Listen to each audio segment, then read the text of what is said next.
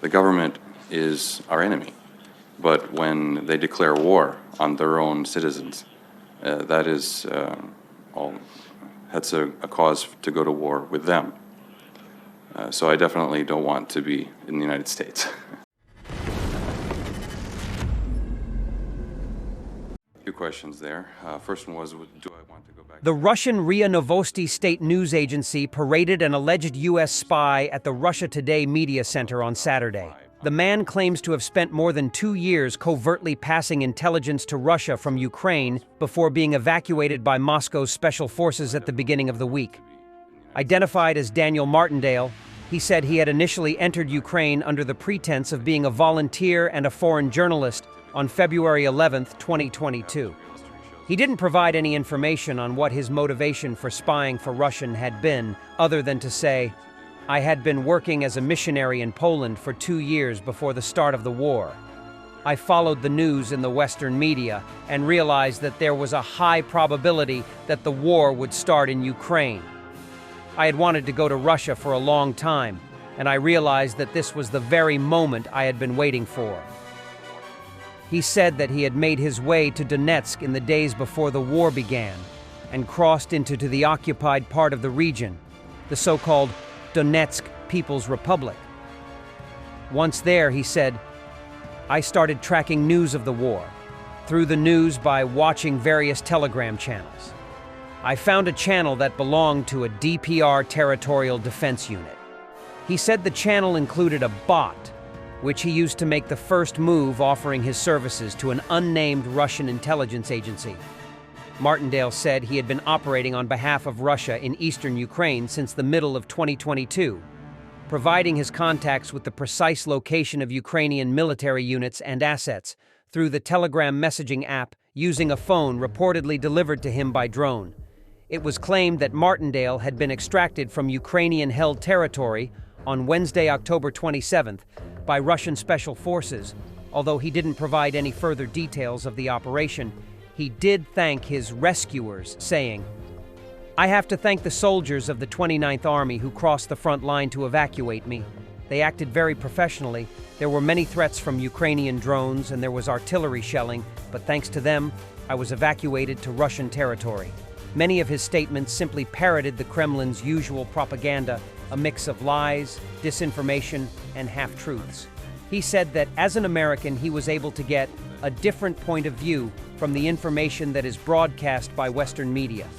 Martindale suggested that there were many Ukrainians who are waiting for liberation by the Russian army, before adding, "They are constantly betrayed, they suffer from constant betrayal."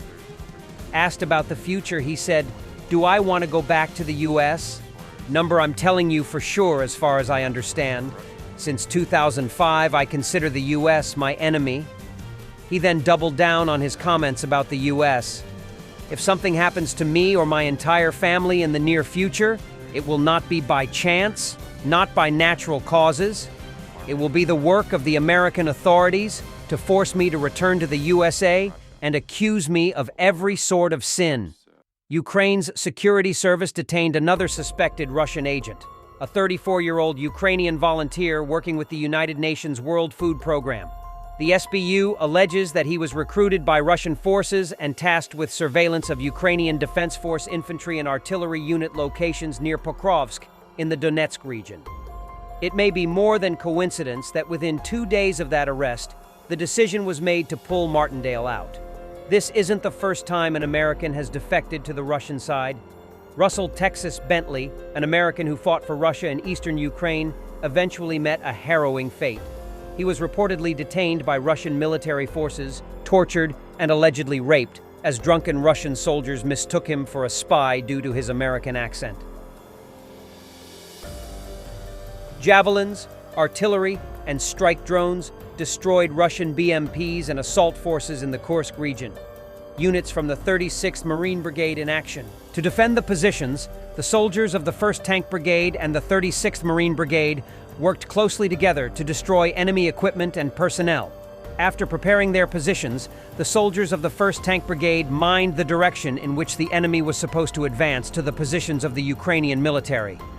3 enemy infantry fighting vehicles moved toward the positions of the Ukrainian military, 2 of which were blown up by mines, and the third managed to drive directly to the positions where the enemy assault group landed.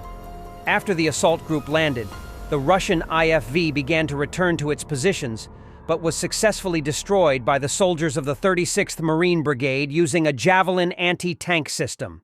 Having destroyed all the equipment that took part in the assault, the military began to clear the outskirts of the positions from the remnants of the enemy who managed to reach the defenders. Despite the significant superiority of the Russians in the number of armored vehicles, the armed forces of Ukraine have organized a competent defense that the enemy is unable to overcome with small groups that it sends to their deaths without adequate engineering intelligence. Also, due to the enemy's quite disorganized defense, the Ukrainian units are capturing the Russian positions in other locations in the Kursk Oblast.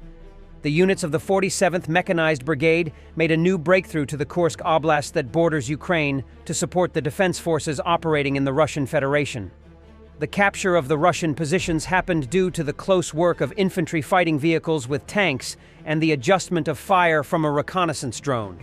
The forest where the battle with the Russians took place is located near the village of Obukivka.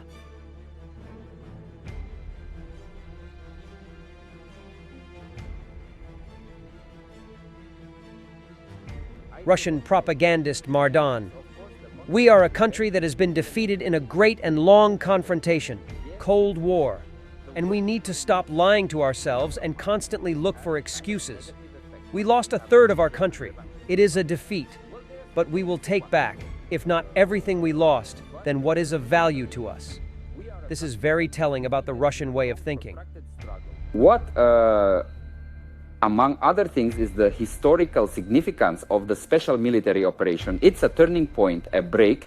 Well, first of all, fundamentally, it's an ideological break, and it's, of course, the concept of revenge implemented in a completely open way.